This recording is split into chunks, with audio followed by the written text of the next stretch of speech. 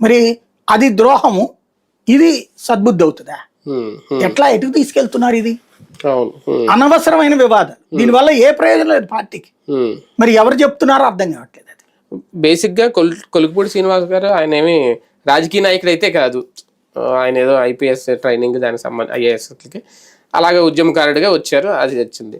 కానీ ఈ ప్రవర్తన చూస్తుంటే ఏదైనా సీక్రెట్ ఎజెండా ఏమన్నా ఉందా అనేది కూడా ఒక ప్రచారం. నాకు కనిపిస్తున్నది అయితే సీక్రెట్ ఎజెండాలు ఏమీ లేవు. అతను వీళ్ళు ఏదన్నా అవాండాలు వేయించామో కానీ వీళ్ళంతటి వీడు బలవంతంగా తీసుకెళ్లి రేపు పొద్దున అపోజిషన్ గిఫ్ట్ గా ఇస్తున్నారు, అంతేనా? అంతకు మించేం లేదు.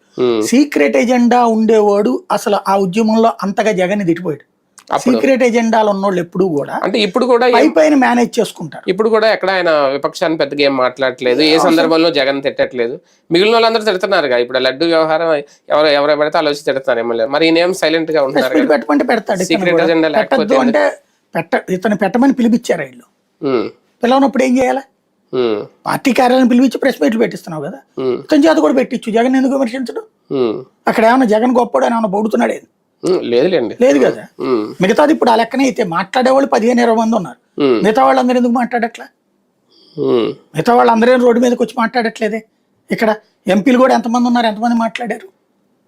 బేసిక్ గా సమస్య ఏంటంటే ప్రచారం